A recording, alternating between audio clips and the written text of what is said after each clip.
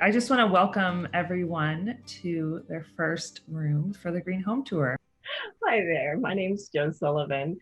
And when I think about the Green Home Tour, I really think about the green of our yards and the kind of the green on the pieces of land that we're lucky enough to live on and steward. My yard is one of transition, which is why it's named Low Work Climate Change Garden. My husband and I are now in our 60s and have a little bit less energy when it comes to taking care of the maintenance of a big yard.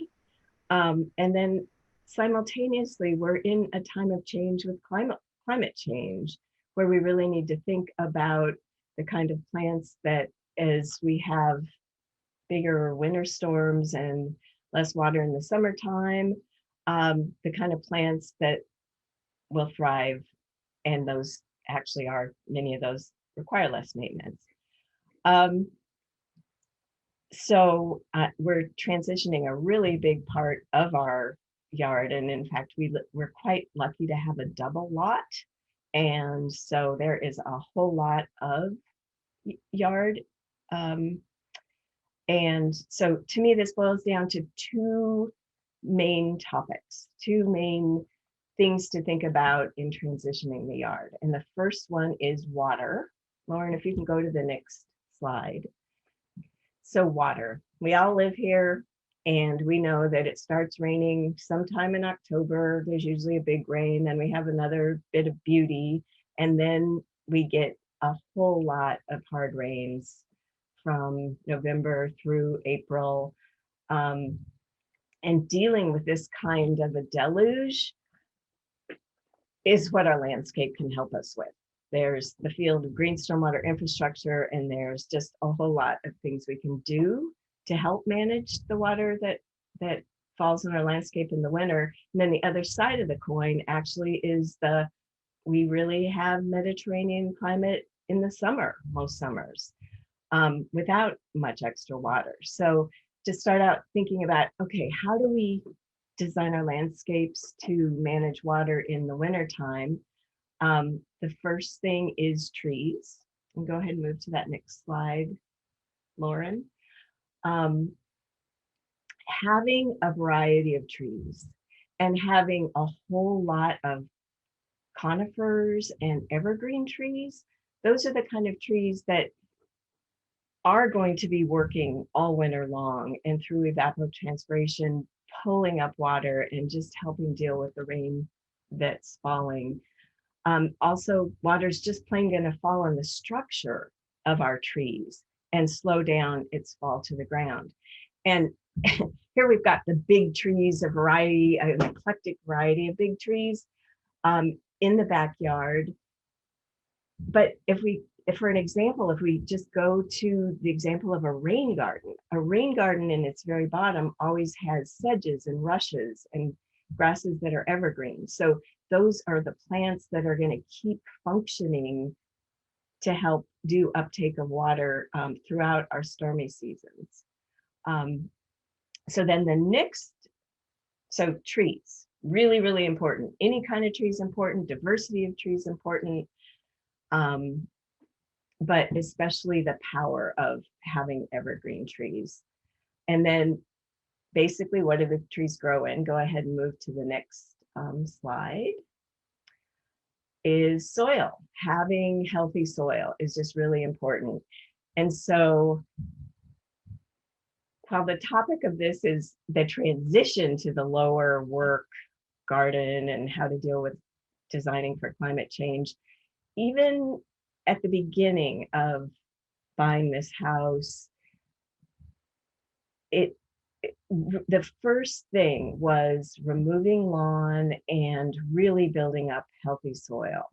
And did that by doing a series of cover crops, used both clover as one, actually did a cover crop twice, and buckwheat is a good summer cover crop. And then also used a lot of available soil amendments.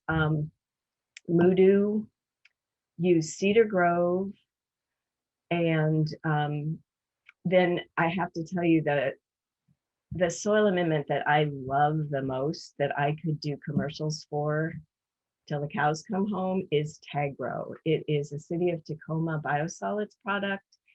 You know, that's human poop treated really high temperatures until all the contaminants and heavy metals are removed, or at least gotten to such a tiny little level that it's a-okay. And they have a topsoil mix that is just absolutely fantastic. And so I've used that for soil conditionings, and actually in my planter beds in the more higher maintenance backyard part of the garden. So there's a pile of Tagro in the middle there, the cover crop on the left of the screen. And then once you've built up your soil, mulching. And then, of course, the other thing, I love just using plain old leaves as mulch in the winter and letting them disintegrate. So healthy soil is just key. If you've got really good light soil, the rain is going to percolate down in.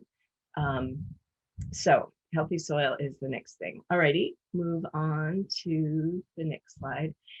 And then, so with plants, shrubs, trees, kind of stopping the rain and then doing some evapotranspiration, having healthy soil so that rain is percolating into the ground. When we have our really heavy storms, I am so lucky to have a RainWise Slimline cistern. And if you look on the left, there is the cistern. It's just up against the fence. And there's an arbor that there's actually a PVC pipe that takes the water from the whole south side of my roof area over the arbor and then down into that cistern. And the magic of this cistern is that little valve that's on the right.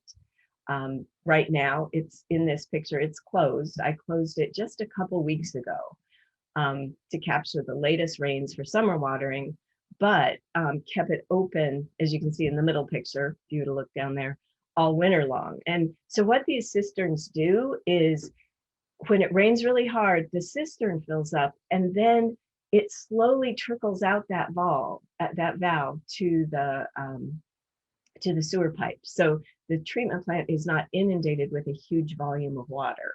And it just, if all of us, if many of us have these decentralized cisterns that capture the giant peak of the flow, it's just kinder to our pipes that head to the sewer system. They'll last longer, but it also, if these pipes overflow, that overflow goes into, in my neighborhood, Lake Washington, in other neighborhoods, the Duwamish River, Puget Sound directly.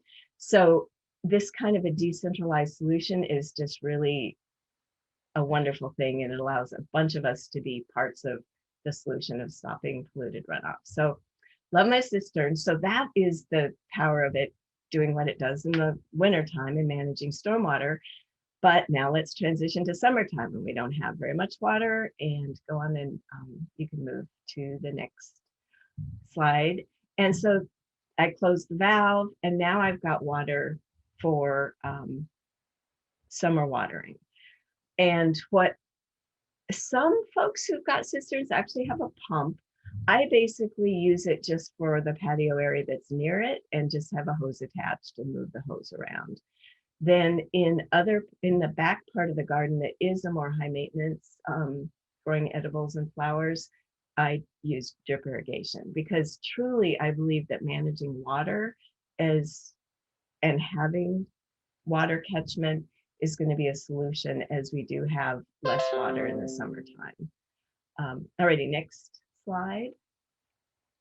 So what we've done is actually create a plan for a low maintenance, drought tolerant, mostly evergreen shrubs and trees garden.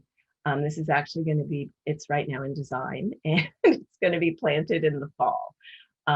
So right now the front yard's just covered with burlap bags, and I'm giving away a lot of the more high maintenance things. So I'm just really excited about going to this more low maintenance. It'll take a couple of years for these plants to be established, but then there won't be a need for any extra irrigation except in our really hot, droughty weeks that we may have in the summer. Alrighty, next. So now let's transition from water to habitat. So in thinking about making this design and actually the whole yard from the get-go is how do you have 4-season habitat, beauty, interest? And it's just such a joy in the, the dark days of December and January to see the mahonia and the hummingbirds and the bees. So the mahonia is on the far left. And then the next picture is about now. Irises are out, the deciduous trees have put out their leaves. Then in the summer, there's just more of those hardy things. And then in the fall, the leaves turn, there's berries, trying to keep seeds for habitat for birds over the winter time. Alrighty, move on to the next slide. So yes, be happy. Just thinking about habitat, it's food, it's shelter for the birds and the insects and the pollinators. I mean, without pollinators, we're just sunk on this planet. And so just creating habitat that allows for them to have places to stay alive. I live really close to Rainier Beach Urban Farm. And as I look at so many of the big lots like this one are now turning into 2 houses. And there's actually the houses are being built almost to lot lines. And so I just think it's so important to have pieces of habitat and to have pieces of habitat close to parks so that we've got some habitat corridors. Next slide. So one of the reasons of moving to the low maintenance garden in the front and all around the house is that in the far back is a bit of high maintenance patch. I really get a lot of joy from flowers. I love the quote, and I think it's Lady Bird Johnson it can be attributed to, said the earth laughs in flowers. So, having flowers underneath those shrubs, having some dedicated flower beds, just really, it's great for the pollinators, but it also just brings so much joy to the humans in the environment. Next slide. And then also some vegetable patches. I do anticipate as I get older, there may be less vegetables and these may be converted to flower as well and just go to farmers markets and the community supported agriculture options locally, but for now still doing a lot of edible landscaping. Alrighty, so that basically is an overview of the garden, and I think at this point we're going to move to my colleague Lauren talking. Oh, that's right. Pulled together just a bunch of fabulous resources on pollination, habitat, bees, that these will be available on, they're going to be sent out and available through this tour, but also on the 700milliongallons.org website, which is also the Rainweis Program's website. So I hope that you enjoy these resources and find them useful. Alrighty.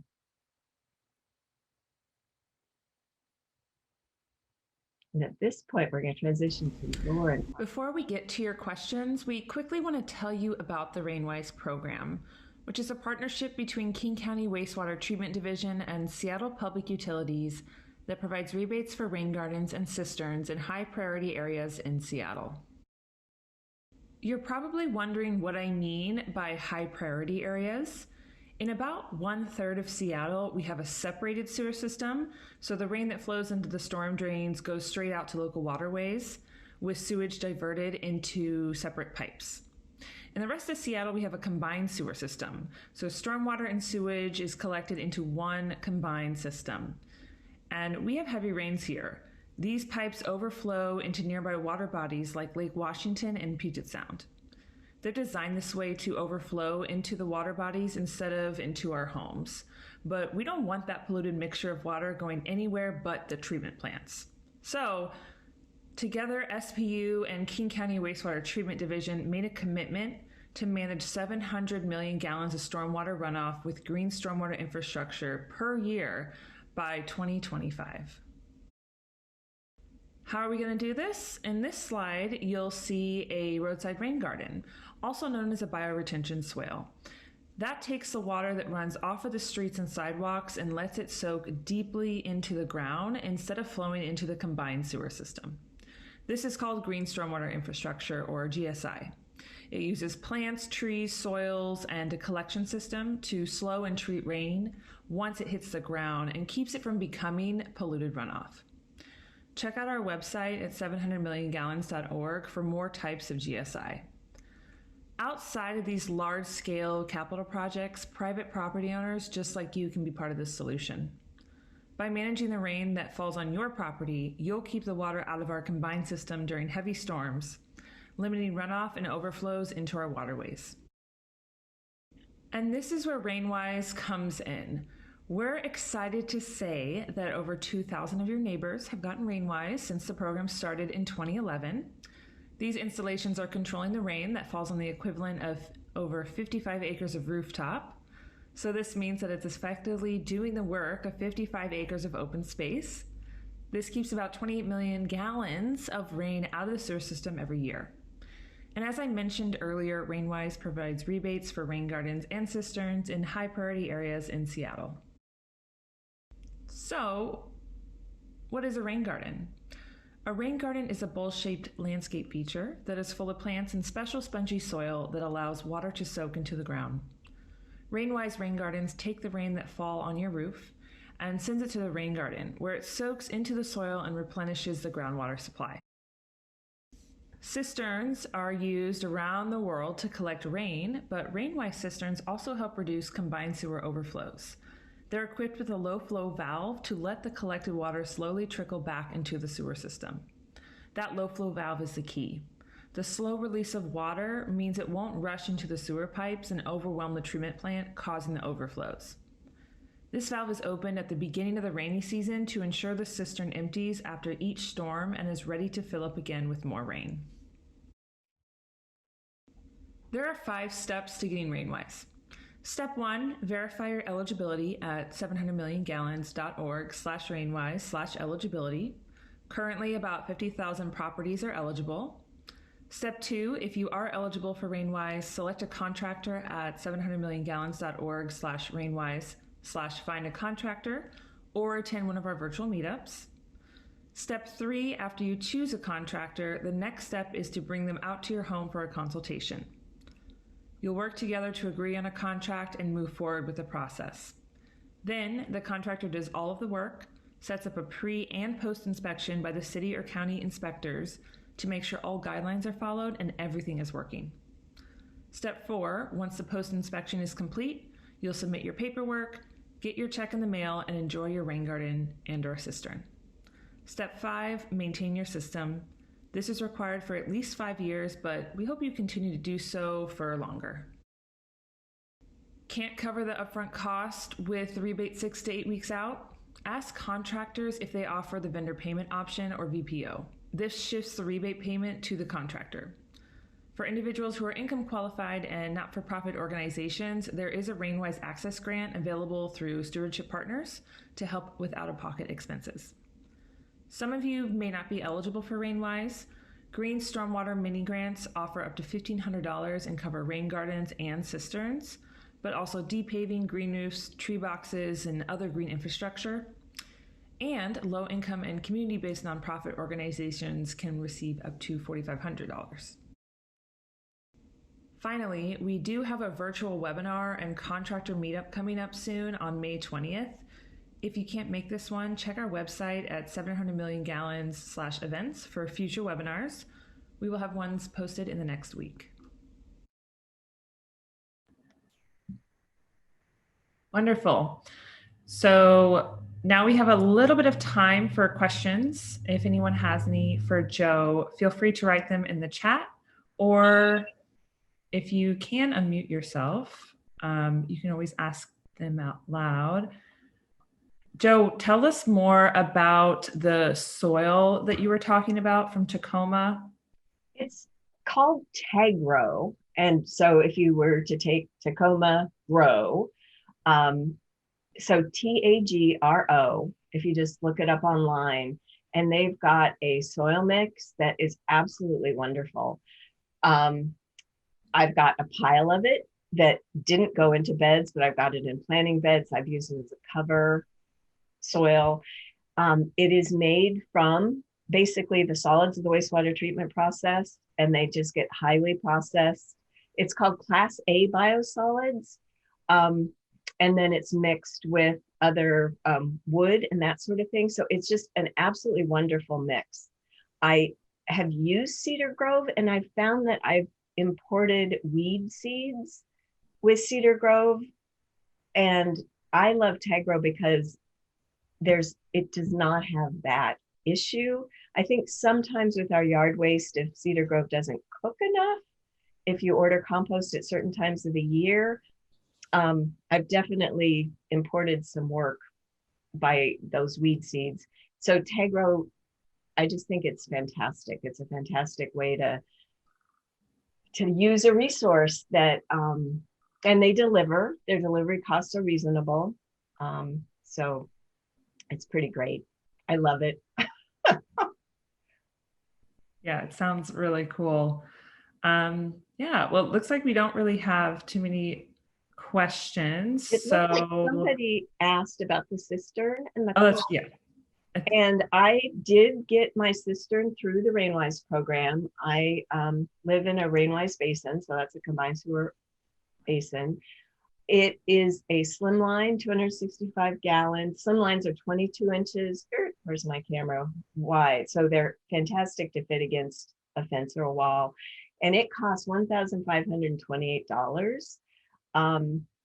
The rebate did cover it. It was really easy. You know, when people say, was the rebate going to cover everything? It covers everything if it's easy to get the water there. And this only took water from the south roof and over that arbor that was already there and into the cistern. So it was really easy. And then the side sewer is my safe overflow in the case of really torrential rains. And so that was easy too. Now, where I really want a cistern and don't have one yet is on a far end, the north side of the property.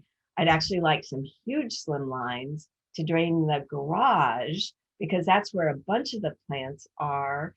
And the side sewer is way over here on the south. So to get the water there was going to be really problematic. So my choices there are, do I just pay out of pocket for a cistern because it'll make sense for watering, or do I figure out some other way to have a safe overflow? So I haven't used the RainWise program for a cistern in that area, partly because yeah, it might be a choice where I just decide to do a cistern without the specifications of the RainWise program. That's an area that the other thing I didn't talk about is depaving, and it's this concrete patio now, and it's going to be depaved, and more trees and shrubs, you know, just like we talked about, are going to be planted there. So the rebate generally covers 80% of the cost. There's a little bit of out-of-pocket cost. And if folks are out there that want cisterns not through the RainWise program, it is the Seattle Conservation Corps at Magnuson Park that has a huge trove of cisterns. And then there's also some of the RainWise contractors that actually are cistern distributors. So you could still go to the RainWise website and look there to see who distributes cisterns if you want to do your own. Did that answer it fully? Is there any further info yet? Oh, that was great. So you mentioned that, you know, you and your husband in your 60s, and so the whole point of the presentation is like low work, low maintenance for your rain gardens. So what type of plants, do you recommend for people that want to put in a rain garden, but maybe don't want to have too much maintenance? Well, it's really going with things that don't require, and actually, my scope is definitely more than rain gardens, just the whole overall landscape, going with low water use plants, with drought tolerant plants. Just like cat, there's some natives, but there's also a lot of things that they aren't native, but they're really easy to care for. They don't need a lot of water. And any kind of resources looking at drought tolerant plants. You go to the great plant picks and just look for things that are drought tolerant and able to get by. Because to me, that running around with a hose is one of the most challenging things. Then the other thing is the knowledge about invasives. When I first bought this home, which, gosh, at this point, it's going on a couple decades ago, it was this big blank slate. And so, oh my God, I thought, how exciting, I'll go to plant swaps. And so I got plants from friends and filled up the big slate. Oh my gosh, have I ever learned of things that I wish that I hadn't put in. So really avoiding invasives. The noxious weed control board is a really great resource for the really bad invasives. But if you can keep in mind, putting, it's that right plant, right place. And you plant things that like sun in the sun and shade in the shade, so that you're not stressing plants out thinking, oh my gosh, I really want a bunch of ferns in a highly sunny location. Well, they're all going to die, and then you're going to have to replace them. When it comes to rain gardens, you've got in your bottom all those evergreens, like we talked about the importance of evergreen trees in the overall landscape. Well, you've got your sedges and rushes in a rain garden that are evergreen year round, and they don't mind their feet being wet. One thing we've really found for rain gardens is they're really beautiful. The dogwoods, they love wet feet, but if you can get some of the smaller versions of dogwood, like the Kelsey dogwood, or if you're okay with pruning them, the dogwoods like red osier dogwood and yellow twig dogwood, they have grown to where people are like, oh my God, this rain garden is just one giant dogwood, because the soil's so good. So that would be a tip for maintenance for a rain garden. If you're okay with pruning your dogwoods every year, go for it. Otherwise, make sure you get a compacta version. Let's see. So yeah, low water use, putting plants where they're going to thrive, really looking at the maintenance requirements.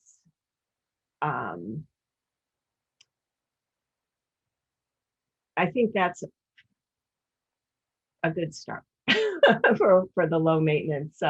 Oh, and avoiding invasives. In fact, as I prepare for that front yard replant, I'm giving away perennials, and then there's certain things that I thought were really cool, like arum, with their little voodoo hood, and oh my gosh, getting those bulbs out, and they're really invasive in some places, but it's like, oh, the things we wish we'd known when we started as far as invasive plants. So getting to know as much as you can. And again, Master Gardener Hotline is another wonderful resource for information on things like that. So.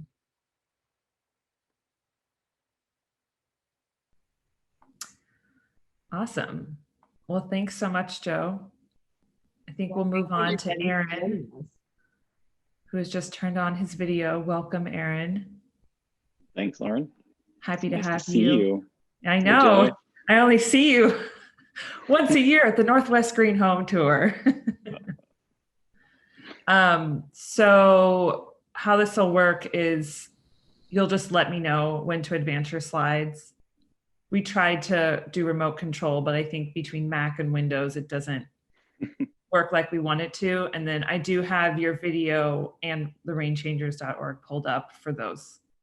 Cool. Slides. That sounds great. And welcome newcomers. Write any questions you have for Erin into the chat, and we'll get to them at the end of the presentation. Sounds good to me. Great. Well, welcome everybody. My name is Erin Clark. I work for the organization, nonprofit organization called Stewardship Partners. And I'll be talking about my own garden at my own home, pictured here on this slide.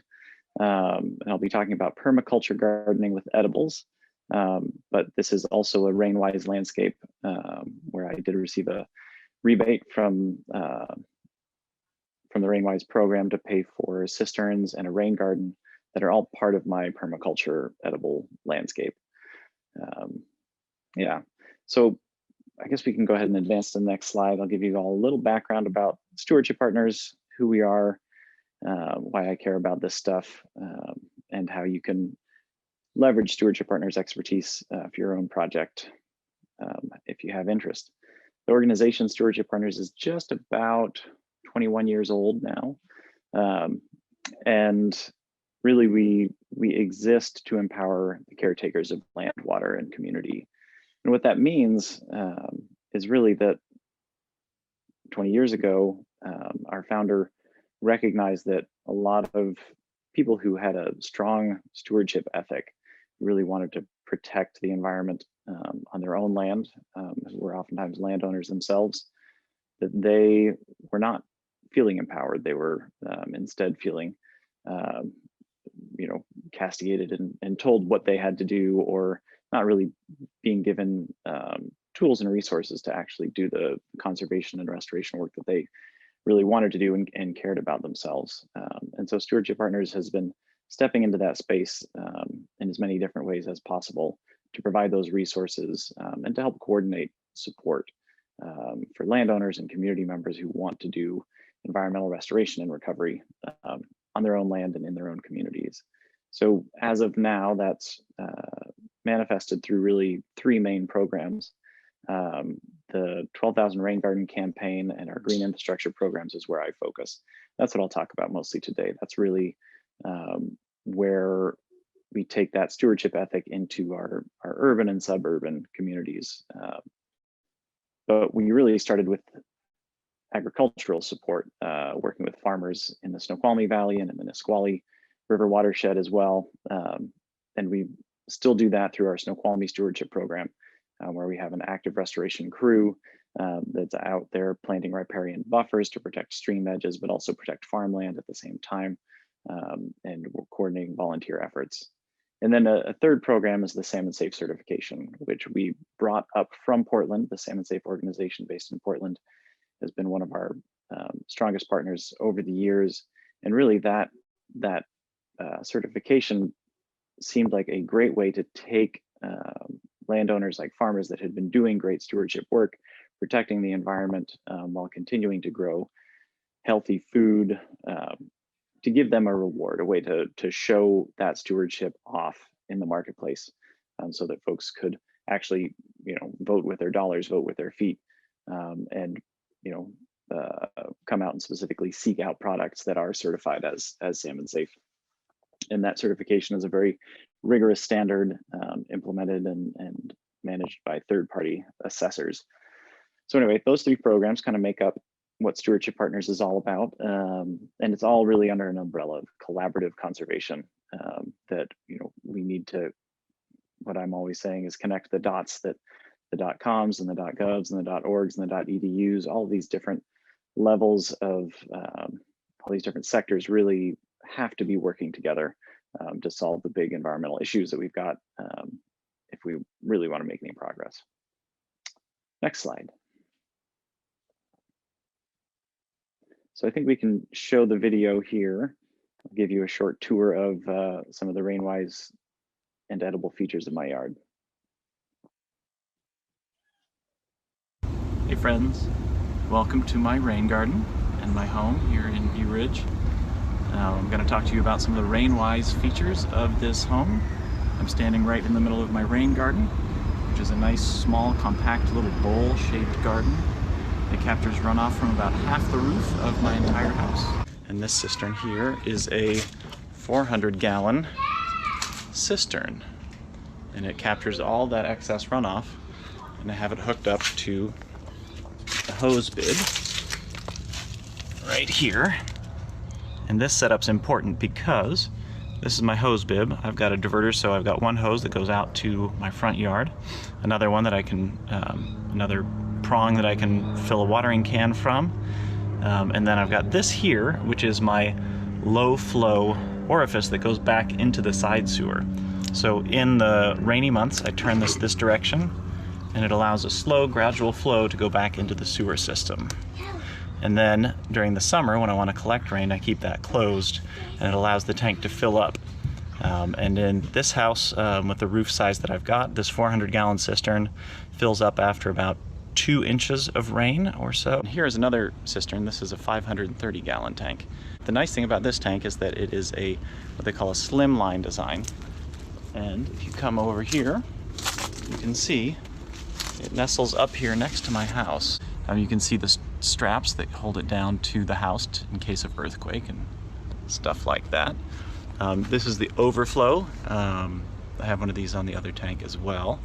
And this Overflow, when the tank is full and gets more rainwater into it, this Overflow goes down underground in this case, and flows to that rain garden that you saw earlier.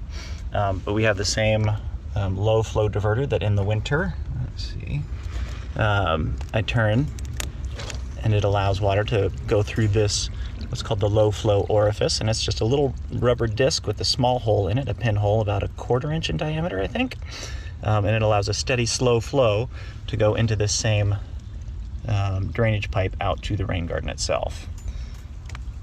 And then in the spring, I close that off, and this fills up again with about 2 inches of rain. 2 to 3 inches of rain will fill it up. And I have a hose connector here where I can fill up a watering can, another hose to go out and water the yard. And with these simple technologies that were paid for with the RainWise rebate, covered I think 80 to 90% of the RainWise part of the landscaping project.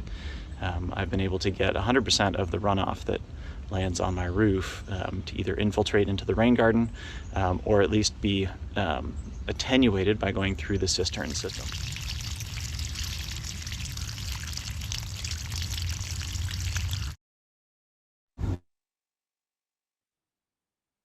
All right, my apologies for the shaky handheld footage nature of that video, but it was one of the only ways to get you out into the garden to see what's actually going on out there.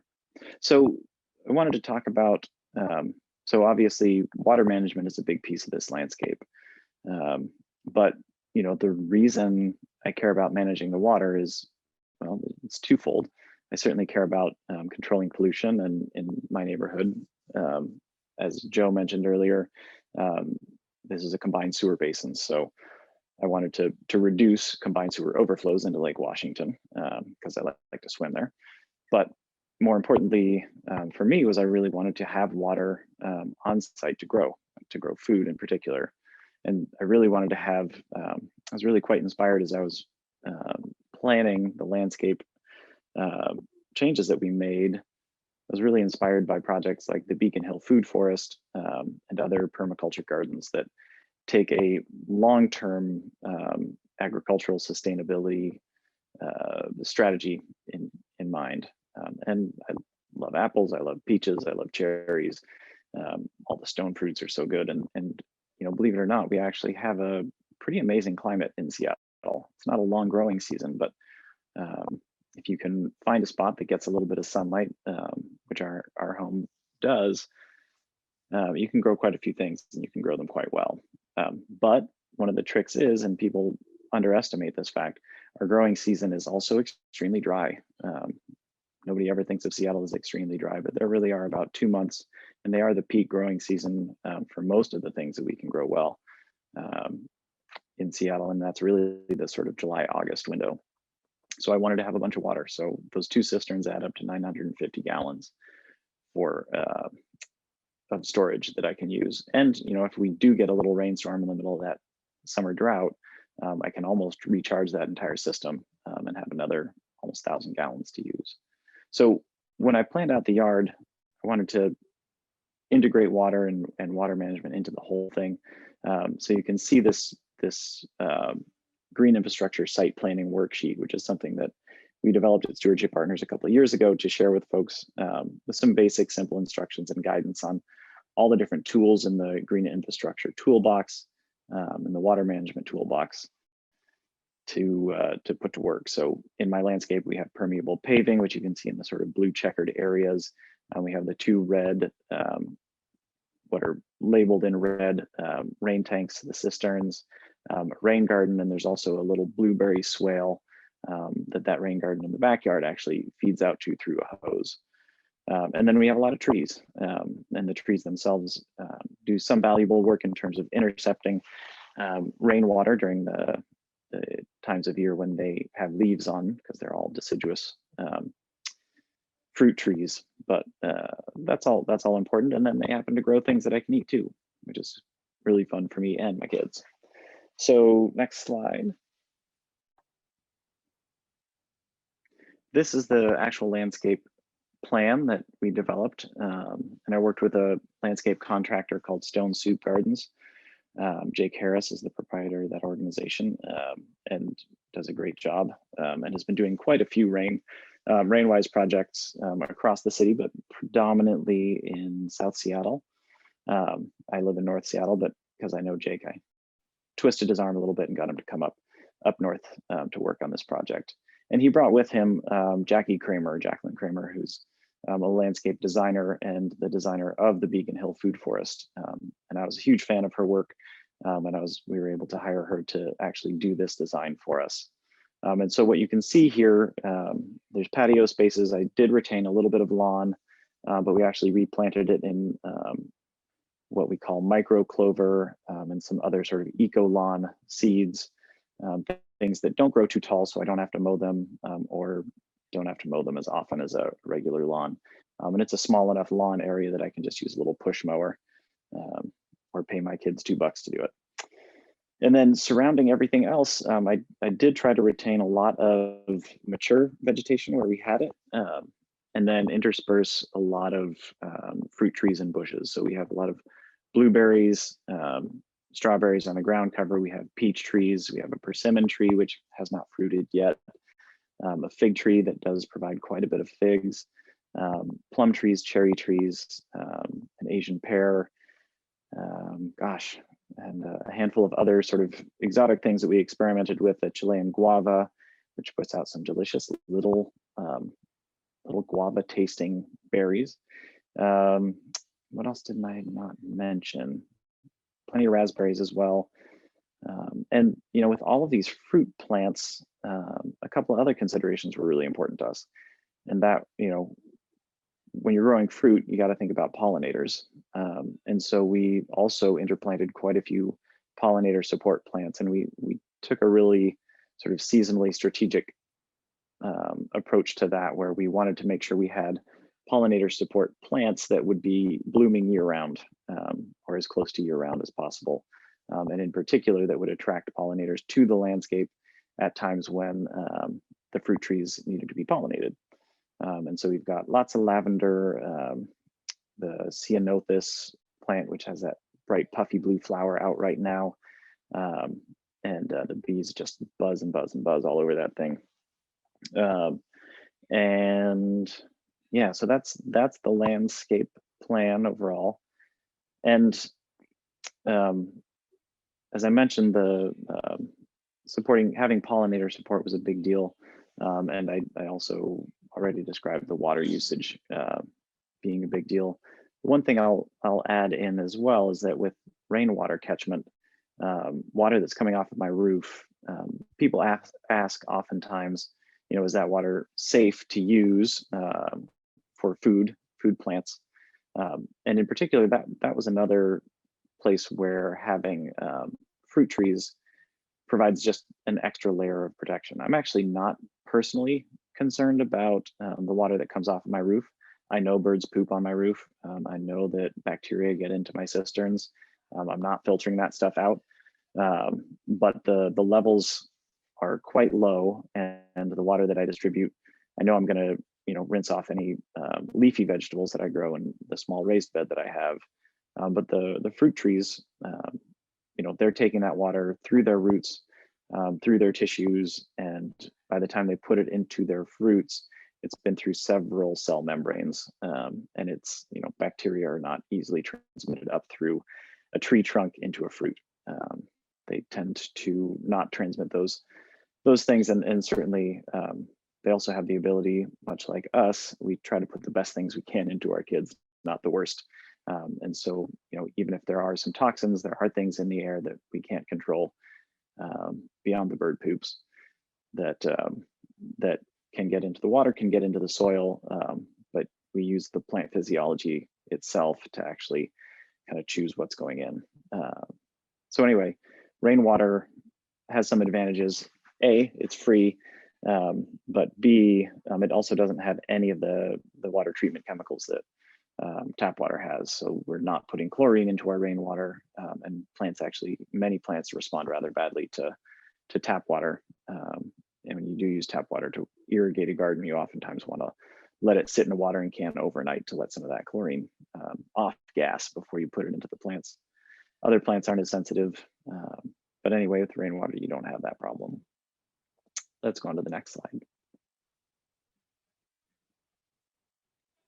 So the RainWise incentive program is a huge benefit to those of us who qualify for it. But as Lauren mentioned at the beginning of the presentation, not every neighborhood is eligible for that, even within Seattle. So there's a third of the neighborhoods that are in separated sewer basins, and RainWise does not apply there. But there are other incentives, and the Gdsi mini grant is one of those that Stewardship Partners manages with funding from King County to make green infrastructure something that folks can invest in elsewhere. And then Stewardship Partners also, through our Rain Garden campaign, we've been collecting, creating a clearinghouse of other incentive programs. And let's see, Lauren, let's go to the next slide. Okay, I was going to jump to, you said you have the Rain Changers website up now. Just this week, Stewardship Partners launched a new promotion campaign called Rain Changers, and you can go to the rainchangers.org website and see some of our cartoon neighbors, the orca whale, there's a salmon, there's an octopus. And the whole idea with this campaign is that these incentive programs are there. We know that green infrastructure works. We know that it works to protect Puget Sound, but it also works to protect our property. My rain garden and cisterns help keep water out of my basement, which had some leakage problems in the past.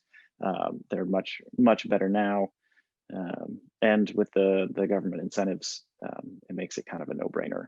And so we teamed up with some folks, including Stone Gossard from Pearl Jam, who's been a rain garden advocate for years. And he did voiceover for some of these radio ads that you'll be hearing throughout some of the Seattle markets in the next few weeks. And you'll see some of these bus side ads as well. Should we play one of these, Lauren? Would that work? Sure. Which one did you want to play? Let's do the orca. Yeah, it's a good one. Hey there. Hi? It's your neighbor, the orca whale. My neighbor's an orca? Been living here for years. Anywho, I know your basement's been flooding, and these pollutants are making me sneeze. So do you know about rain gardens? Orcas can talk? Did you know rain gardens and cisterns can clean and manage rain runoff? You may be eligible for money back from the city or county. My orca neighbor wants me to get a rain garden. Not just me, your neighbor salmon, hello, seals, shellfish, the whole gang. Visit rainchangers.org today.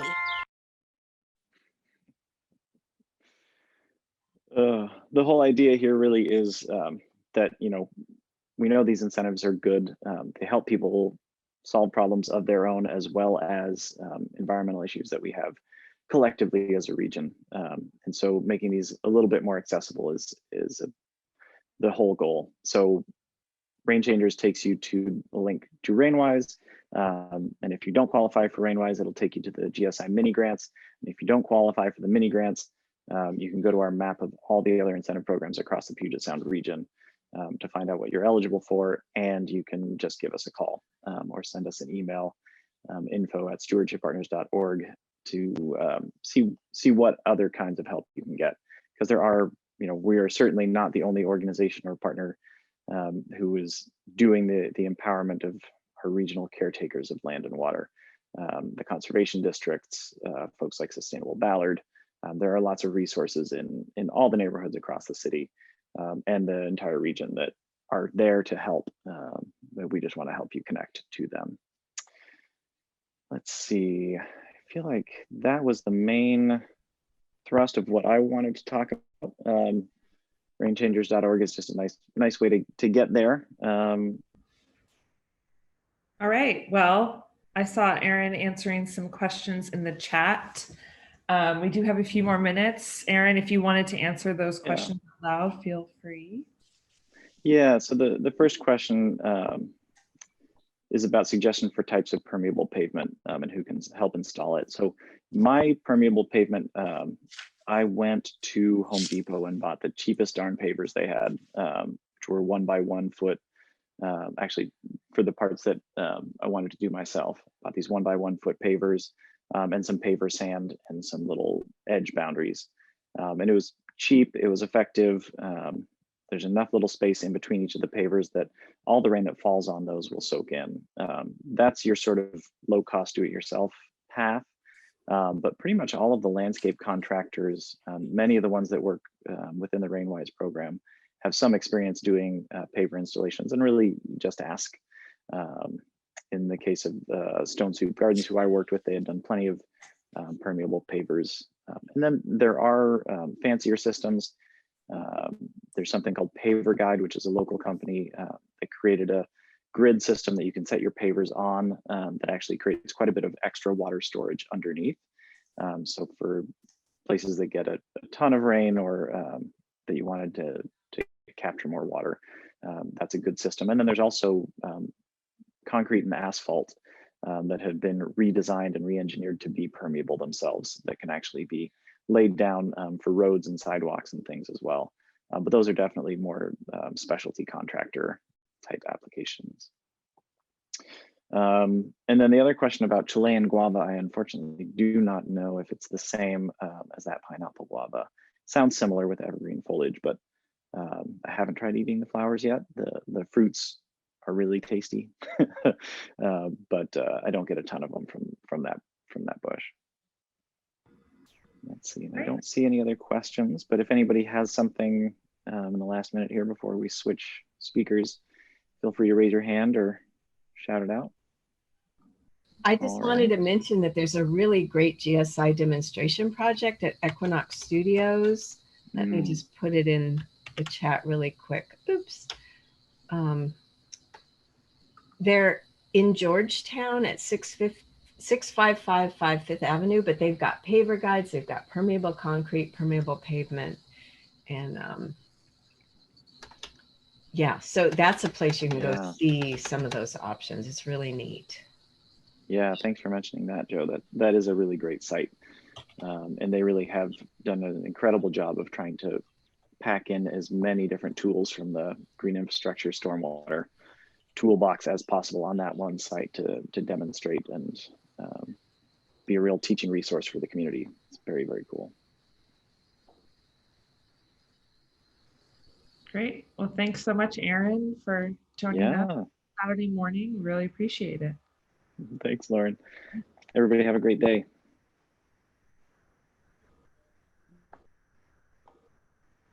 So our next speaker is Roseanne Barnhill. Welcome, Roseanne. Lauren. How's it going this Saturday morning? Cloudy Saturday morning, perfect for the Green Home Tour. Absolutely. We need to be inside to be able to do this, and gardeners don't do well on sunny days being inside. Yeah, exactly. So we got lucky, I guess. Yeah. I'm going to apologize. Speaking of, pollen has gotten to me. So I spent all day outside yesterday, and that's one of the benefits, right? Okay. Well, take it away. Okay. So I'm Roseanne Barnhill with Dirt Corps, and we are a combined job training program as well as a design build contractor. And what I'm going to talk about today is some of the projects that we built with students in mind, and they're projects that you can go visit and check out, like the very cool Equinox project that Joe mentioned.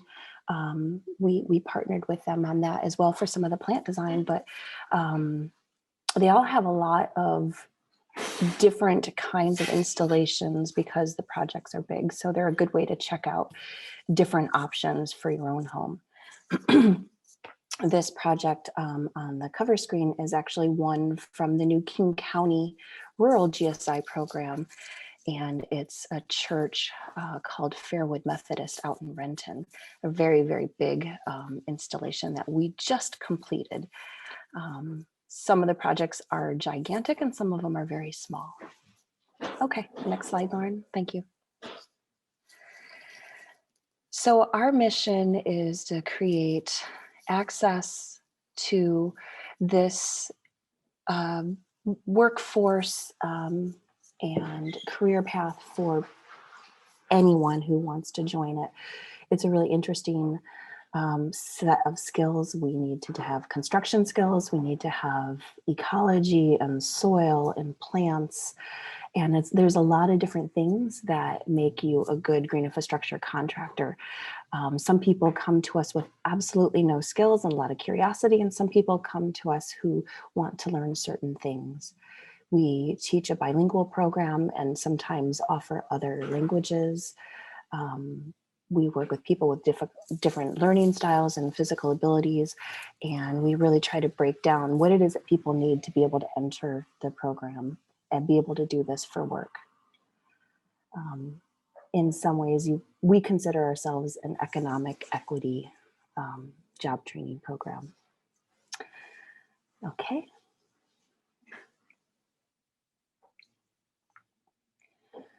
So we do a lot of work with RainWise because it's a really great place for contractors to enter the field, but we also do a lot of other water quality work that's sort of tied into this larger sustainable trend. We grow all of our own plants as part of the job training program, but we grow them with reclaimed water from the wastewater treatment plant in Renton.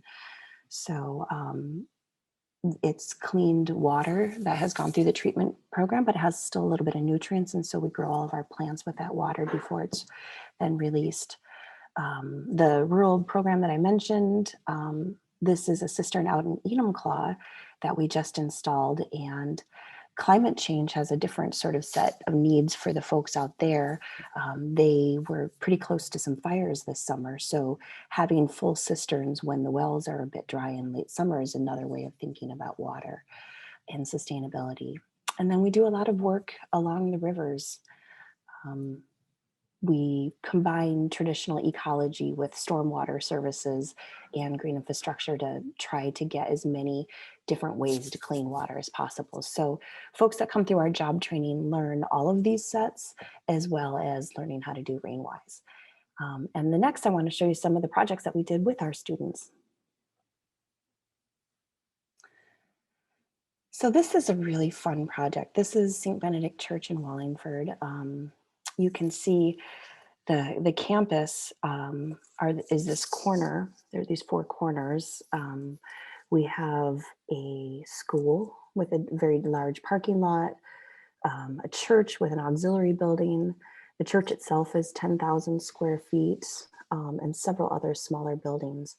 So we've been teaching this one in several phases, and we've had 7, and we're about to have 8 training groups that have come through on this project, and they've been involved with several different phases of it.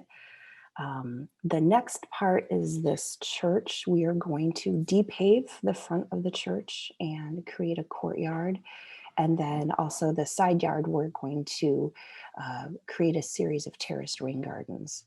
And the site is particularly excellent for this because it has some of the best draining soils I've ever seen. So we're able to do a lot of rain gardens in one space because of these really unique contributing factors, such as really incredible soil. But for the church, it's going to give them a place to be, a place to congregate with some shade and some benches, and create them a place that feels good. their grounds are lovely. And so we want to try to work with them to accent that. So one of the processes of working with a community group or a faith-based institution or a school is that collaborative project. So the training program and the collaborative process of working with community spaces is really important. And so you see the concept drawing that has changed a little bit. We're going to try to put a few more trees in there. Okay. So here's a couple before and after pictures from our first couple phases. We started with the administration building, and these were a couple of unused spaces where they had in the top photograph, in the top left corner, it's, you know, the hypericum, the weed plant that's in so many yards, and it just grows and it's green and it has some flowers and it's half dead. And it was just a problem area for the church and they didn't quite know what to do with it. So we took all that out and tucked a little cistern in, and then the cistern drains to a rain garden. And then outflows to the street. Like I said, the soil here is so well draining that it never actually outflows at all. And so they have a nice little garden tucked in, and we added flowers that smell nice. They have a preschool that meets through there. So things that the students can touch and smell and feel were part of what we were doing, and lots of pollinators. We wanted to include gardens so that the kids could see bees and bugs and caterpillars and get excited about those. And then the other space was, this one was really fun. This was another kind of tucked around the corner area, and it was sort of a problem zone for the church. It had a lot of weeds. It was a really strange area to mow. It was an old terrace garden that just was a thing that they hadn't gotten around to. So in the second photograph, you can't quite see it, but right above that brick wall on the top is a cistern. So then we're capturing the back half of the roof. It flows through the top terrace. And then another section of the roof behind the statue comes in at the mid terrace. And then the bottom terrace is the front half of the roof. And we were trying to create a waterfall effect so that during a high flow, it kind of actually comes down through a terrace. We didn't quite get a waterfall, but what we did get is a really beautiful terraced garden that has a lot of different components coming through it. And we were able to get a lot of rain garden filtration in a small space. And we made space for the angel to continue to overlook the garden. And we created a beautiful space out of a problem area. And then lots of cisterns tucked away in areas where the irrigation isn't working, or places for the gardeners to collect water. We have one for the priest and his lettuce garden in the back of the church. So trying to create opportunities for the water to be used for irrigation in the summer, and also good opportunities to collect roof water. Right now, we're right around 100% for the areas that we're capturing, and we're going to probably continue to be able to capture most of the buildings. I can't remember how many square foot, but around 250,000 gallons of water will be collected throughout the course of this project every year. Okay, and the next slide. St. Andrews is another one in the Green Lake Basin that we just finished about a year ago. And this is a different type of garden. They also have a really active set of gardeners and environmental committees, preschool as well. They had a lot of shade. So for them, we created a series of shade gardens along their front sidewalk. And it has that really classic, epic A-frame structure. So there are a couple of cisterns. We didn't have a lot of space for rain gardens, so we added some cisterns again in strategic places. And then there's a series of 3 rain gardens along the front of their building. And their gardens are mostly ferns and other shade tolerant perennials that flower. So they'll have kind of a little bit more of a sort of classic horticultural look versus the pollinator gardens for St. Ben's. the next phase we're actually going to do with our training program. For this one, we have a training program that just started this week. They are going to put cisterns on the back of this building in the admin building. So 4 530-gallon cisterns will be dry fitted and designed by the students. And then they'll all get a chance to problem solve some tricky problems. And then our professional crew will then do the final installation. Okay, and the next slide. And so these are some photos from St. Ben's, and we've found that this hands-on approach is a really great way for a lot of different learners to get the skills that they need to feel confident, to sort of demystify the process. I started as a plant ecologist. I did not know anything about building, and I had to learn. So in some ways, I'm sort of dirt course first graduate. And in order to teach it, I had to learn it. And I had a lot of mentorship from people who did know how to do it, including some of the early RainWise inspectors who really helped me through the process. And we continue that mentorship all the way through, so people can leave and come back. And I know our next speaker, Kat, mentors a lot of people. And they design and they build and they dig holes and they measure and they think and they fix and they come up with really amazing solutions. So that collaborative process, we've had students come up with really creative ways to figure out how to solve problems and how to make some of the designs work. So we really value their process. And like I said, we continue that dialogue so people can come back to us and ask questions. And we're trying to create a community of contractors that share and support each other. Okay. Great. So we do have some questions in the chat. The Okay. first one is, was the well-draining soil actually native? How was the drainage so well preserved after so much development / use?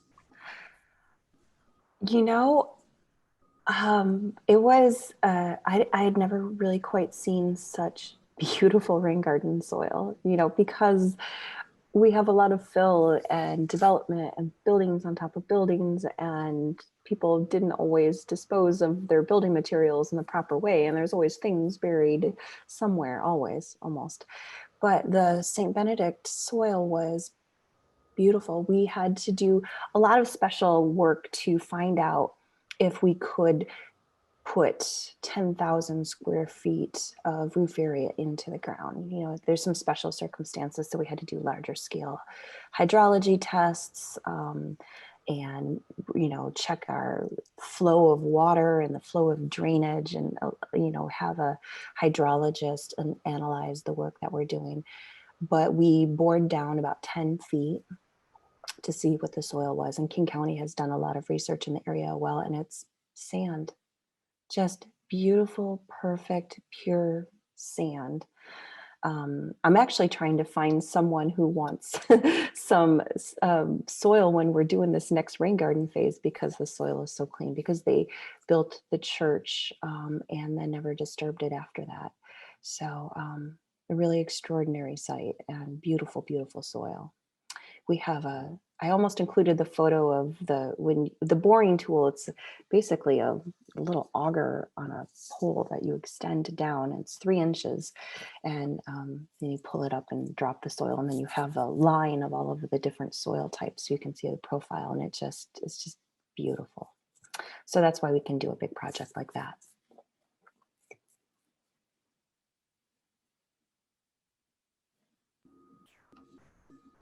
If anyone else has any questions for Roseanne, feel free to type them in the chat, or you can always raise your hand or unmute yourself to ask them live.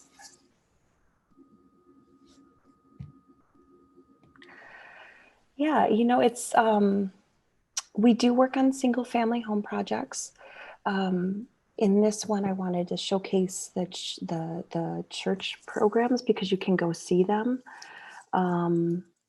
We have our process is that when folks graduate from the training program, then we start having people work side by side with some of our other installers so they can get more experience. And that's where the home projects come in. So you would still work with a contractor who was very experienced, and then also potentially have a training person alongside.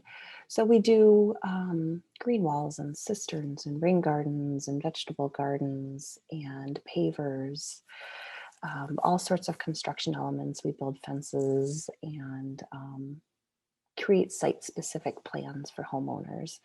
If it's something that we can't do, then we're always happy to recommend someone that sort of specializes it. Like we have colleagues that are really into chickens, and so there's a great network of contractors. And the retrofit program is it's really interesting because it depends on what part of town you are. Like certain parts of the city have different challenges of where your side sewers are, if you have side sewers at all. So we do concentrate a lot in South Seattle based on some of our equity driven missions, but we also work in North Seattle and the creek basins and outer into the county and unincorporated areas as well. We do work with the mini grant applications. When we take a client, we just make the assumption, unless people specify otherwise, that we are going to help you through the whole process. We've done the paperwork a lot of times. We've helped fill out the mini grant applications before, and we work with the homeowners to do all of that. So it's not a burden. If people do not have upfront costs, we can do a vendor pass-through, in which we'll directly work with the city or the county to cover the costs of the project. And then when the rebate is paid, it'll directly come to us. If it's a big project, then we work with another organization called Craft 3 for some of the upfront construction costs. That's how we'll do some of our big building projects. Yeah, we don't want cost to be a barrier for people to be able to participate. And the program is based on square footage of roof. So if you have a small roof, then sometimes we have to be creative to be able to get you the facility that you want. And sometimes we'll even partner with homeowners on sharing some of the project. The homeowner might help us do the infiltration tests or cut back the blackberries or something. So we'll find a way to make it work.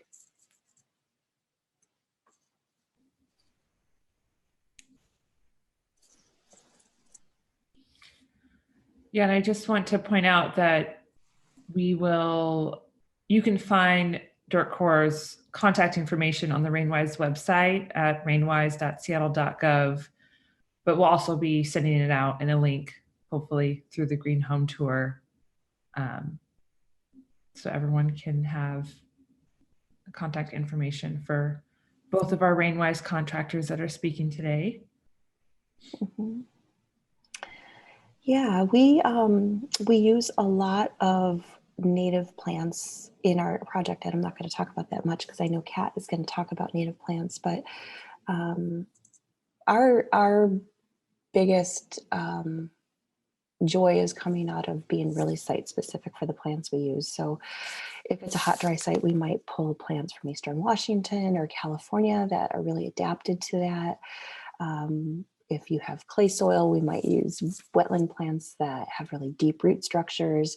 So we bring that ecology flavor to some of our plant choices. And we do a lot of stream restoration. For the next question about string break restoration, we have sites on the Green Duwamish, on Thornton Creek, on Longfellow Creek. So we actually have that ecology arm where we work with King County and some of the other cities to do just classic restoration slopes, the terrifying slope behind your house, or the ravine, or the scary patches of blackberry. We work in those areas too, and we have worked in Piper's Creek, correct? Mm-hmm. So a lot of those critical areas are, it's interesting how green infrastructure really plays into working in critical area work. So I know on Piper's Creek, there's a lot of roadside bioswales that treat a lot of water before it goes into Piper's Creek. So that's a way of linking up green infrastructure with classic restoration, and then slowing those flows so that they don't hit Piper's Creek so fast and so hard, and then doing the stream bank stabilization and the slope stabilization piece on the creek and increasing the floodplain connection. I think those things go really hand in hand, but it is a bit more of a technical lateral move to do the stream work. But some of the same foundational techniques still apply. Yeah. I think that's how we ended up getting into green infrastructure. Is we were doing a lot of work on the river, and we recognized that there is just no way to do everything that needs to be done by just a big project here or there. It was the collective small projects that really added up to do lots of site-specific stormwater work. Just the impact of many small projects to the greater whole was pretty tremendous to see. Okay, thank you. Well, thanks again, Roseanne, for joining us. Yeah. Good morning. Really On a appreciate it. rainy Sunday morning. Yeah. And wait, Saturday, right? Saturday. I don't know what day it is. Oh. I've been working too much. We just did a cistern installation. It's been so dry, and the homeowner was so concerned that she wouldn't have water for her vegetable garden. And then wouldn't you know it, just as we're making the last connection from the roof to her cisterns, it starts raining. Always happens. So we got very wet, and they got water in their cistern. So, and now I don't know what day it is. Yeah, I'm pretty excited about this garden in the picture. It was a big King County project, and thousands of square feet of water, and I think some of the parking lot water is going into this bioswale, and it fills up. It's really astonishing to watch once you build a rain garden or a cistern, how much water comes through them. It's really exciting to see the impact that you're making. But this bioswale, it's just enormous, but it'll fill all the way up and then drain down and then fill up and drain down. That's great. I just wanted to jump in and say this is a demonstration project that's kicking off an incentive program for GSI for private property owners in unincorporated King County. So we're pretty excited that there will be even more incentives available. Thanks, Joe. All right. Well, thanks again, Roseanne. And I think we will move on to our next speaker, which is Kat. Thank you, Lauren. Thank you, Joe. Hello, Kat. Oh, hey, Roseanne. Hi, everybody. Well, take it away. All righty. Hi, everyone. My name is Kat. I am the owner of Kat with a K Landscaping, and today I'm going to be talking with you guys about a cistern to rain garden combo with native plants. And it just so happens that we completed an installation about a month ago that is a cistern to a rain garden combo, and I planted a lot of native plants.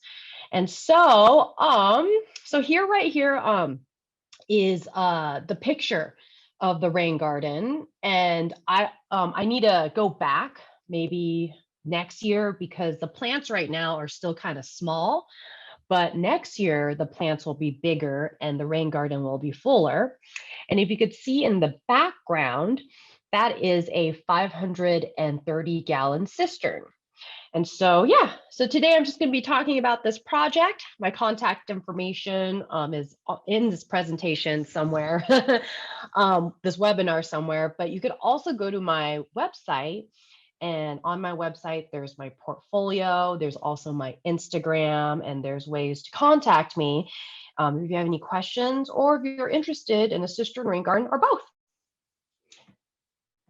By the way, do I control the slide or do you? Okay, you control the slide. Go Yeah, ahead. just let me know when you're ready to advance.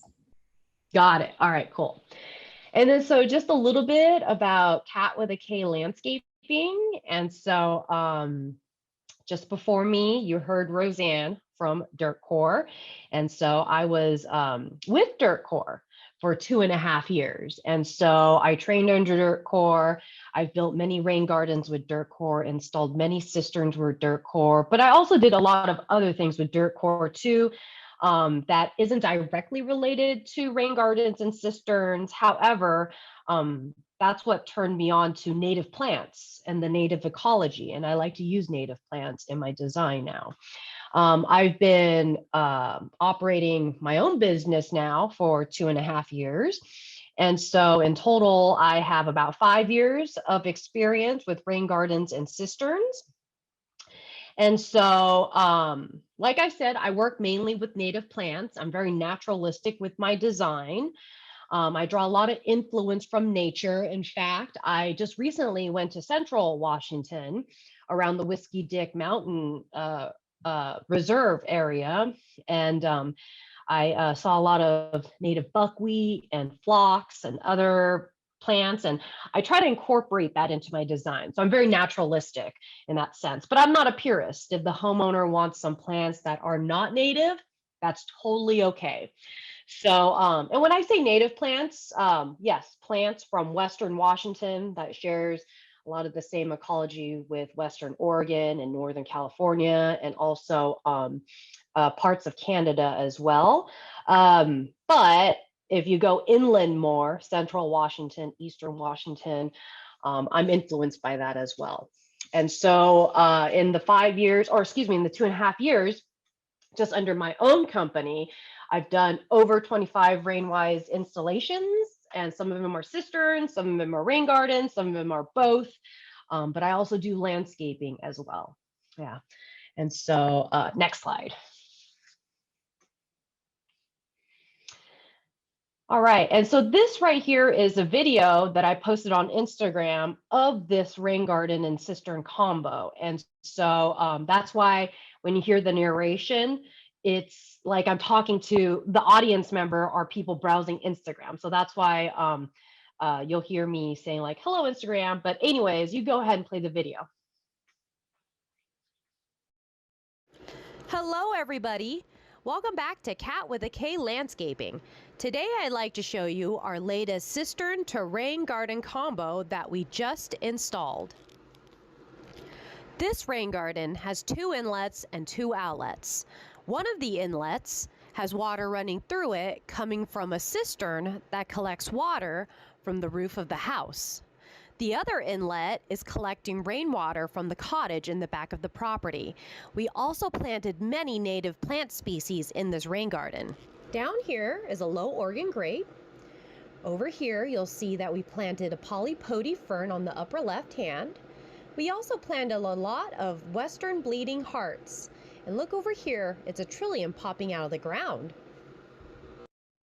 Thank you for watching our video. We are very happy to show you this rain garden on Instagram. And as always, happy rainwater harvesting. Slide. Oh, there you go. All right. And then so I'll talk a little bit more about the details of the rain garden in a second. But here's just kind of an overview of the stats of the rain garden. Like I said, the water is first going into a cistern, and the cistern is 530 gallons. And so the rainwater we collected from the roof of the house goes into the cistern, and then from the cistern is being released into the rain garden.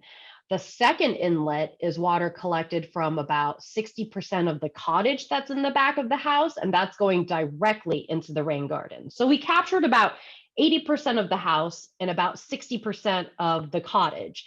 The rain garden is about 75% native plants, and some of them are, like I said, the low Oregon grape, the western bleeding heart, the trillium, the sword fern, polypody fern, snowberry, red monkey flower. There's also some daggerleaf rush and a evergreen huckleberry and some kinnikinnick and some penstemons. And so, like I said, a good 75% are native plantings. And also, if you look over here on the left-hand side, those are just the measurements of, so if you see within kind of the blue turquoise outline, that is the portion of the house and the cottage that we captured. And the total amount that we captured is 1,731 square feet. And so one thing that I want to mention is I actually have some bigger roof projects coming up that I'm very excited about, but the majority of my projects are residential. So, you know, Roseanne was talking previously how big roof projects, you could choose to focus on that. And big roof projects are great for Dirt Corps because then everybody gets to train on these big roof projects. But of course, the project is bigger. It takes a lot more planning. Me, so far, I've approached it from the different direction, which is residential. So I've done a lot of residential projects, but not as many big roof projects. However, even with residential projects, you could capture up to 2,000 square feet. So it does add up. Yeah. And so you could do the next slide, Lauren. Yeah, and then so this is, I just kind of want to show you guys before how it looked like during the construction process and then after the rain garden was built. And so you could see this is all from the same vantage point, more or less. And so when I first walked onto this property, I was, you know, when I do a site visit, I walk around the property with the homeowner. And we just look around the house, look around the property to see where the potential places are for a cistern or a rain garden. And what's funny is if you saw in my video, you were kind of walking down that pathway and then you come upon this back of the house. And when I did that, I walked along down this pathway with the homeowner. And as soon as I came upon the back of the house, I was like, aha, this is a good place for a rain garden. I saw that they had the cottage in the back, which is an Airbnb. And so they have guests stay there all the time. I was just thinking, wouldn't it be nice if you were in the cottage and you came out onto the front porch and this is what you saw right in front of you.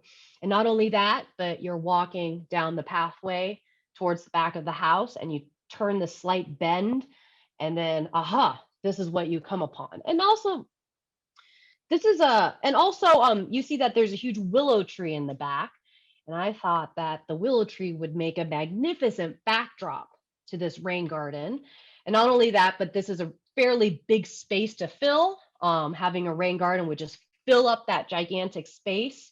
And the outside of the rain garden creates kind of a natural pathway to walk around the rain garden from the house around and to the cottage. So this was just the perfect spot for a rain garden. And I saw it and I was like, this is where the rain garden should be. And then during construction, you could see in the middle photo, we're more than halfway through. I want to say we were like about 70% through at this point. We already excavated, we had graded the rain garden, we created the slope, and we filled in the bioretention soil. We still had a little bit of carving left to do, but we also set the cistern, set the pipes, set the inlets and the outlets. So we're pretty much like 75% done at this point. And then after, you could see on the very right photo is basically the completed product. And so there were some detail works that we did. We planted the plants, we laid the mulch. But yeah, so before, during, after. And you can do the next slide. And then just kind of closer look on things, going from left to right. Like I said, this is the 530 gallon slimline. The slimline, a lot of people like this model because it's slim. It is very big though. So one thing you have to remember when it comes to cisterns, I think that a lot of homeowners, I tell them the dimension, I pull out a measuring tape, I'm like, it's going to be this big. And a lot of homeowners, when they see the cistern, they're still like, oh my gosh, this is bigger than I thought it would be. So when it comes to cisterns, all you have to remember is like cistern, water is volume. The more water you collect, the bigger the cistern is. So this cistern is actually 6.5 feet tall, 7 feet long, but it only juts out 2.5 feet wide. So that's why they call it a slimline. And for some properties, this is very ideal, because if you have a very narrow space, you could fit this in that narrow space. And so, so we did this for this client because a round cistern would have just jut out way too much. And this way, this slimline kind of blends in a little bit more with the house. And to be quite honest with you, like it blends in, it doesn't blend in 100%. It's not like 100% camouflaged or anything, but it really does kind of just flush out with the house. So that was nice. And then if you look over, for the outlets, we overflow to the side sewers, and you see that little bird cage that actually connects to the side sewers. And there's two overflows, two outlets, excuse me, and they are kind of on the opposite ends of the rain garden to kind of cover as much space in case the rain garden fills up quicker than it could infiltrate. Then it could go, then the emergency exits would be the outlets. And so, like I said, we placed it on opposite sides of the rain garden, 10 feet apart. The inlets, we actually reinforce with these concrete side sewer tubings. And so, and if you look up there, I said that driftwood, excuse me, wait, hold on. Let me go back to the concrete tubing. And so you don't have to do that for the inlets, put the concrete tubing on the outside, but it really softens the look and it does protect it a little bit. And lastly, we did put down cobble and driftwood, and that's for decorative and reinforcement purposes, so that there's no erosion and no plants could grow around and into the inlet and outlets, because that's what you do not want. You want the inlets and outlets to be in your site at all times. And you can do the next slide. All right, where am I? Oh, okay, cool. Okay, and this is and it's just a little spiel, and I know that Lauren's gonna do the RainWise plug in a sec, but just kind of reiterating what was shown in the previous presenters is that RainWise could potentially help with a huge portion of the rain garden cistern cost. I personally provide a free consultation, and I provide a service where I submit all the RainWise paperwork for you. And so once again, you go to my website, if you like, catslandscaping.com, to see more pictures. My Instagram's also on there as well. And that's just a huge blurb down there. It's a testimonial, but it's like, whoa, really long. But yeah, that right there is an installation of two 205-gallon cisterns.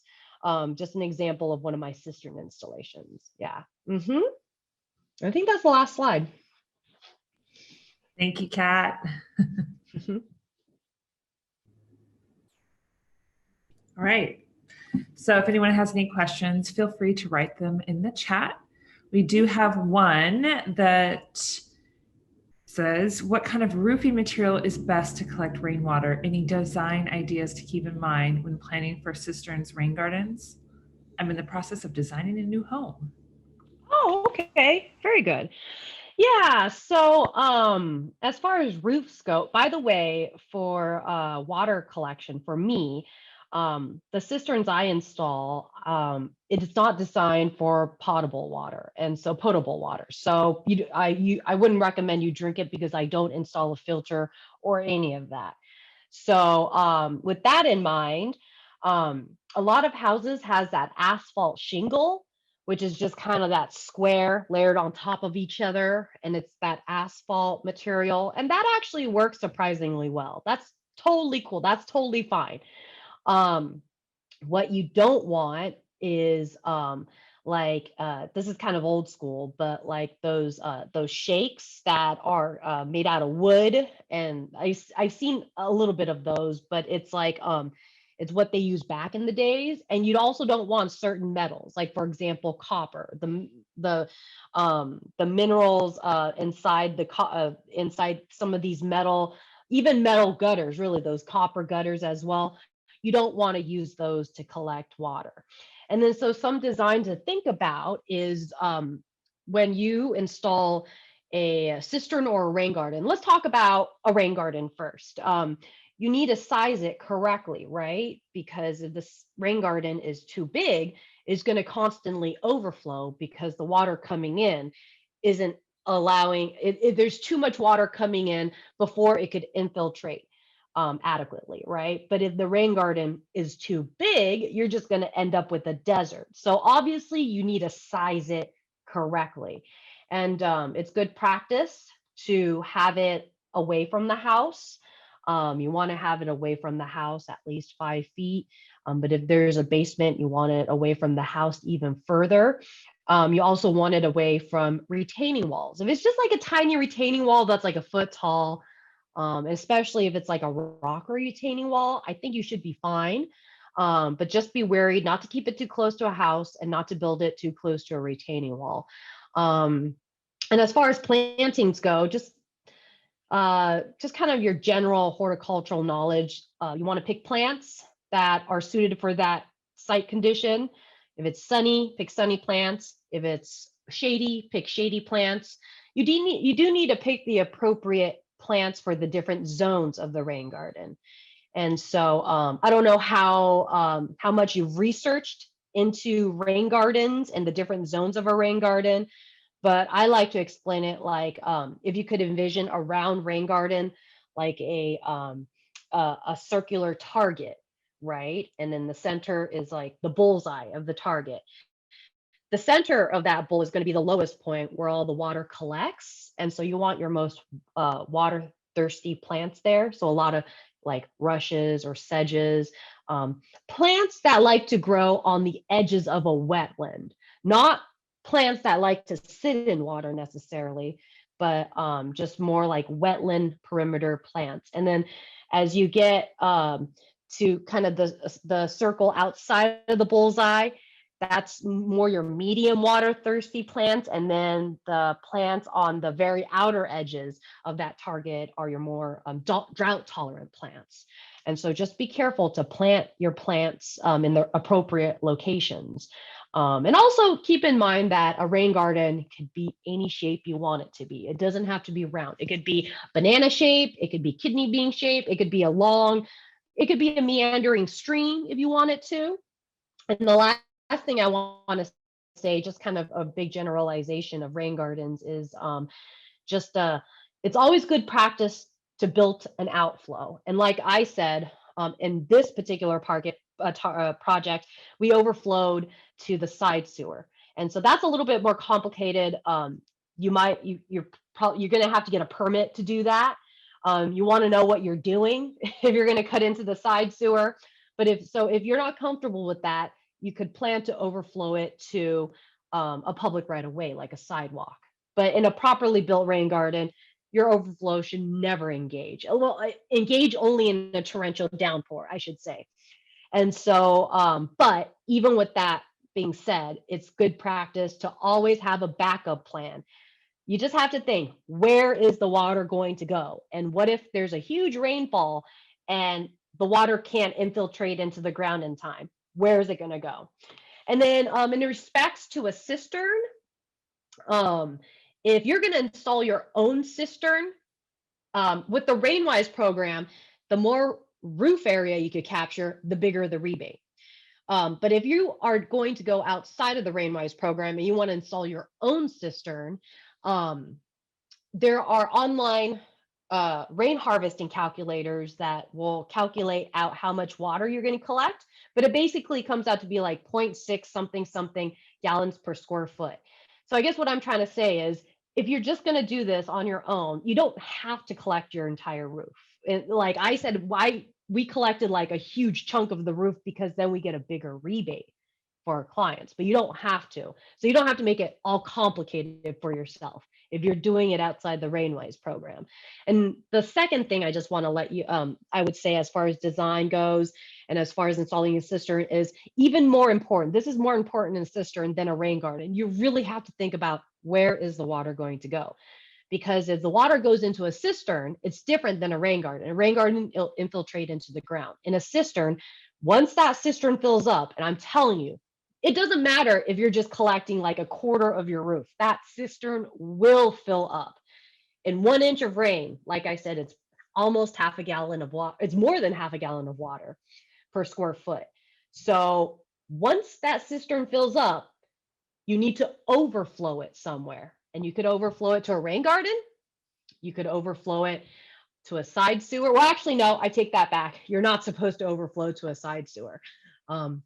Unless you put a low flow mechanism, which I do for the RainWise program.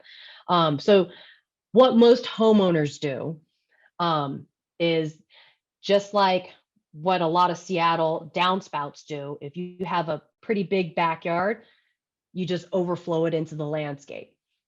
But make sure the landscape is in a low point. Make sure the water is not going to run into your neighbor's yard, and make sure it's not going to run back into the house and flood your house, right? So find a low point and overflow to it, which is probably what a lot of homeowners downspouts in Seattle's are doing. So think about where the cistern, think about where the water is going to overflow to. In fact, really funny, I do consultations, and and this happens a lot, is where people, they buy the cistern, they install it, and they don't think about the overflow. But once it starts raining, they're like, uh-oh, the cistern's filling up now. This one lady bought a 530-gallon cistern. It's filling up.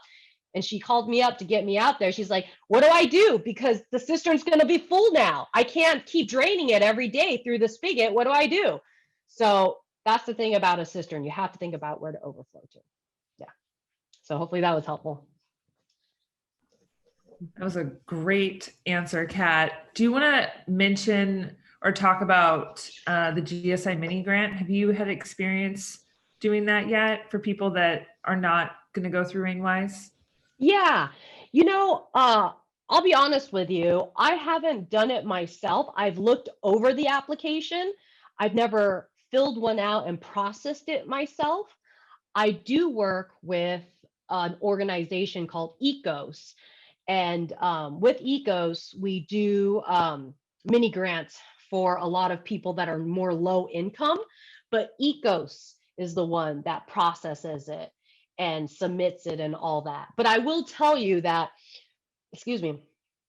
I haven't done a lot of grants in my life, but I've done like maybe a few. Oh, excuse me. Ooh, this latte. But from what I saw, the mini grant, it does take time to fill it out. And I think you have to get vetted somehow. But it's really not that bad if you've ever looked at a grant before. You just have to answer some questions. You have to submit like a design, which I could do, or I come up with a design anyways, and you could just take that design and submit it to the mini grant or whatnot. And I think also the amount is different than RainWise. It's a little bit less. But there are trade-offs, because I think you're allowed to do more than one. You're allowed to do more than one mini grant on a property if it's going to two separate systems. That's allowed. So so I personally haven't done any, but I encourage you to look into it if RainWise is not an option for you. Yeah, and for me personally, if I have a client that wants to do the mini grant, what I tell the client is that's no problem. I'd be happy to help my clients answer any questions on the mini grant. But then I have my clients submit it themselves, just because like I do my own admin work and I submit the RainWise paperwork for other clients. So I'm pretty busy, but I'm more than willing to help answer any questions that the mini grant asks. Yeah. Awesome. Well, thank you so much, Kat. We really appreciate you being here today. And yeah, I hope you have a great rest of your day, and we'll touch base again sometime. Yeah, of course. Bye, everybody. Happy Saturday. All right. So we have a little bit of time for any questions. Feel free to write them in the chat for Joe. Joe, do you want to talk about the GSI mini grants for people that are not eligible for RainWise? Yes. The GSI mini grants are available to anyone who's in the wastewater treatment division service area. And that starts in South Snohomish County and covers most of King County. there's a couple cities that have their own sewer systems. Burion's one, Federal Way's another, but most of the jurisdictions within King County are in the service area. Then Northern Pierce County as well. And that mini grant pays for more than RainWise does. It covers depaving and green roofs and permeable pavement and a variety of other things. The amount is $1,500 per installation. And if someone is income qualified or if it's a nonprofit organization, we've had a number of places of worship or nonprofits that they are eligible for $4,500 per installation. So, and as Kat mentioned a little bit earlier, it's a really easy grant program. It's almost, you know, so many grants are so challenging. And this one is really simple. Stewardship Partners did a really good job of making it easy to apply for. And they did just, as we heard earlier, they just launched a publicity campaign. And I'm guessing that it would be wise to apply sooner than later. It's grant funded, so when the grant funding runs out, we're continually looking for more funding for the mini grants.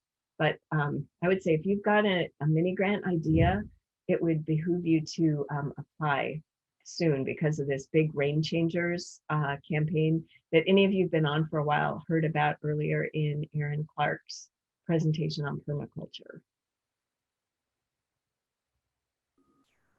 Awesome.